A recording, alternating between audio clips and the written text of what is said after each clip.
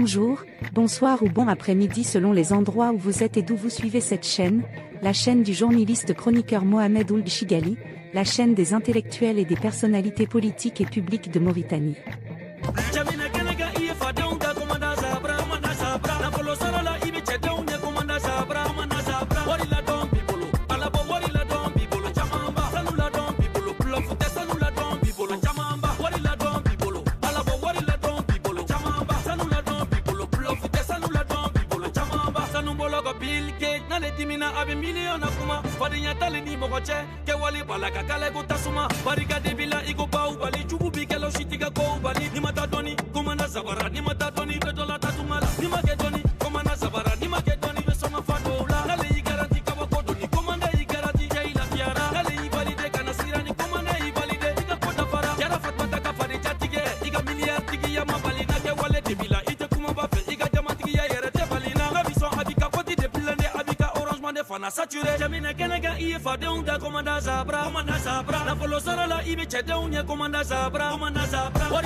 Vous suivez la chaîne YouTube du journaliste chroniqueur indépendant Mohamed Ould Chigali.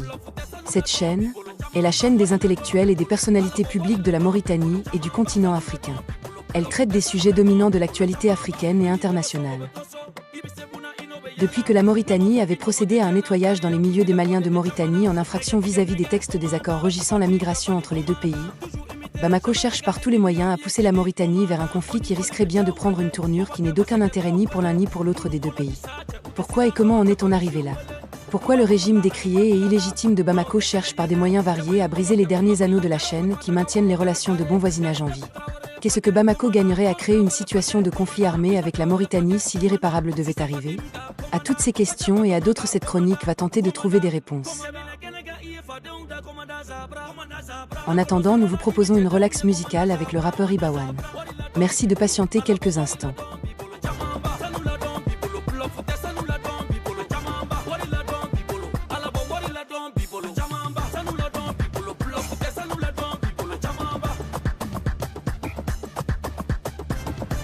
Déplacement du ministre mauritanien de la Défense à Bamako pour demander des explications au gouvernement de transition malien et tenter de trouver des solutions.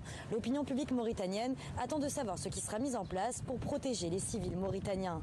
À la veille de cet échange, le chef de la diplomatie mauritanienne avait convoqué l'ambassadeur malien à Nouakchott pour protester contre, je cite, les attaques répétées contre les citoyens mauritaniens innocents et sans défense sur le territoire malien et avait précisé que cette situation inacceptable perdure malgré les avertissements lancés par le pays à l'occasion d'incidents similaires fondés sur le principe du maintien du bon voisinage et des relations étroites entre les deux peuples. Selon le communiqué de la présidence malienne, le ministre de la Défense mauritanienne a déclaré juste après la rencontre que la préservation et le renforcement des liens sont une responsabilité collective.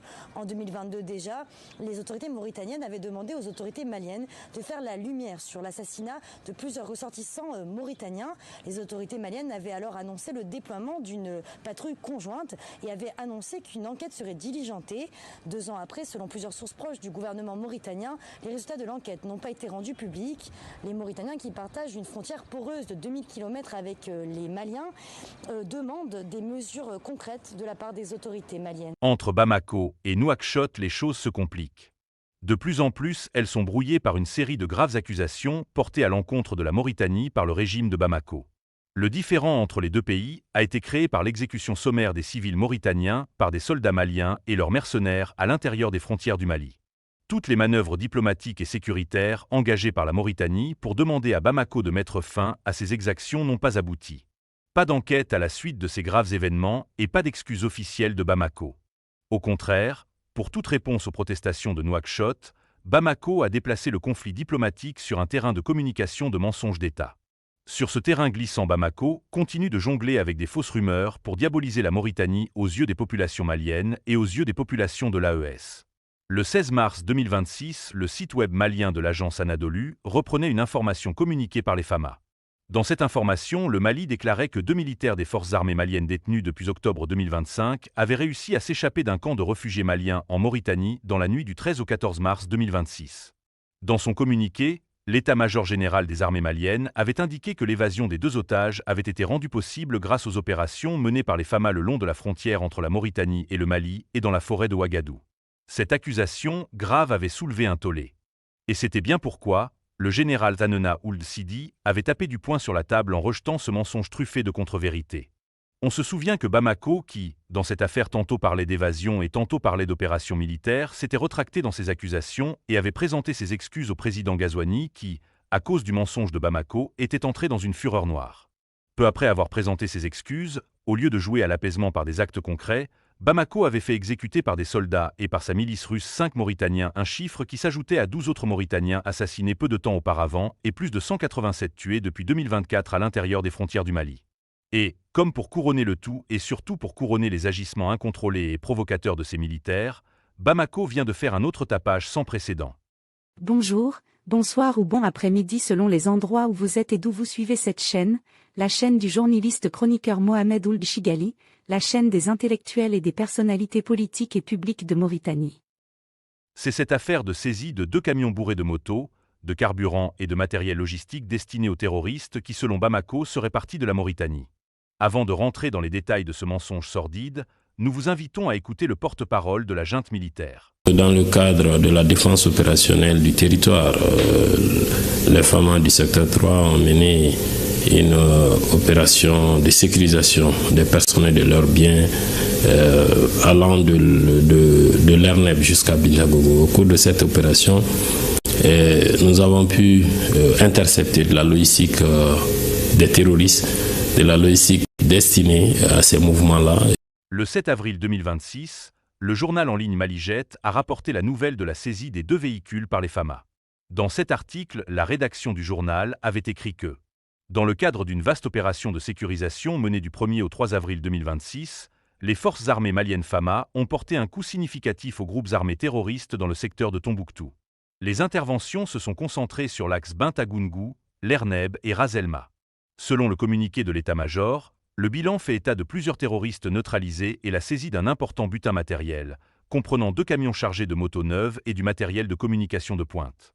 Mais l'article qui exploitait le communiqué des FAMA n'avait pas évoqué à aucun moment l'itinéraire des camions qui, selon Bamako, seraient donc partis de la Mauritanie.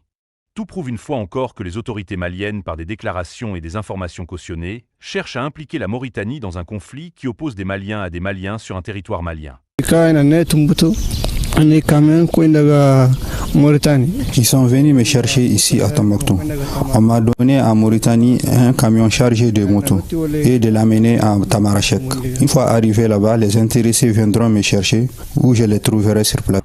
En illustrant son communiqué par des aveux d'un soi-disant chauffeur qui affirme avoir été en Mauritanie pour récupérer les camions de ravitaillement des combattants, le régime de Bamako prouve une fois encore que sa machine de propagande mensongère n'est pas encore tout à fait rodée. La preuve, selon les informations recueillies par les autorités maliennes, les 2 camions saisis seraient partis de la Mauritanie vers Tamanrasset en Algérie avant de se rendre à Tombouctou. Cette affirmation ne se prête à aucune logique. Parce que simplement on peut se demander pourquoi ces criminels transfrontaliers en cette période de crise d'énergie très grave iraient jusqu'à Chegat, puis à Tamanrasset avant de se retrouver à Tombouctou.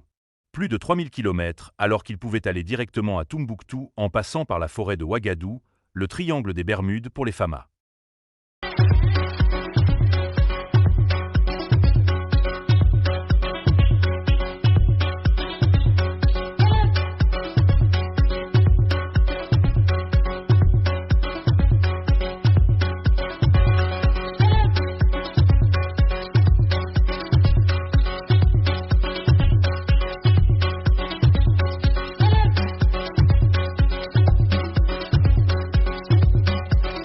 Bonjour, bonsoir ou bon après-midi selon les endroits où vous êtes et d'où vous suivez cette chaîne, la chaîne indépendante du journaliste et chroniqueur mauritanien Mohamed Chigali.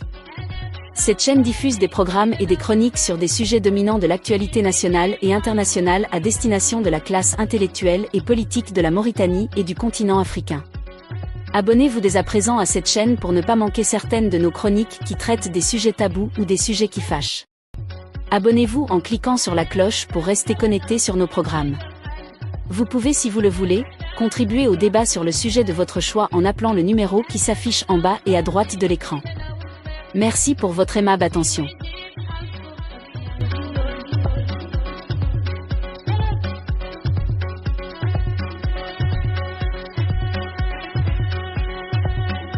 Cela pour la première remarque. Pour la seconde remarque, pourquoi les autorités maliennes ont recueilli les aveux d'un des chauffeurs des camions le visage flouté?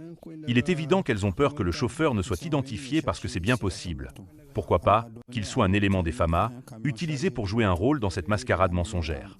Si le Mali voulait par la diffusion de ces images et de ces aveux faire croire que la Mauritanie est bien derrière les opérations de soutien logistique aux terroristes, pourquoi Bamako n'invite pas la Mauritanie à une enquête conjointe pour situer les responsabilités? Dans la réalité, depuis que la Mauritanie a procédé à un nettoyage dans les milieux des Maliens en infraction vis-à-vis des textes des accords régissant la migration entre les deux pays, Bamako cherche de toute manière à pousser la Mauritanie vers un conflit qui risque bien de prendre une autre tournure qui n'est d'aucun intérêt ni pour l'un ni pour l'autre des deux pays. Pourquoi et comment en est-on arrivé là? Pourquoi le régime illégitime et décrié de Bamako cherche par des moyens variés à briser les derniers anneaux de la chaîne qui maintiennent les relations de bon voisinage en vie? Qu'est-ce que Bamako gagnerait à entrer en conflit armé avec la Mauritanie si l'irréparable devait arriver?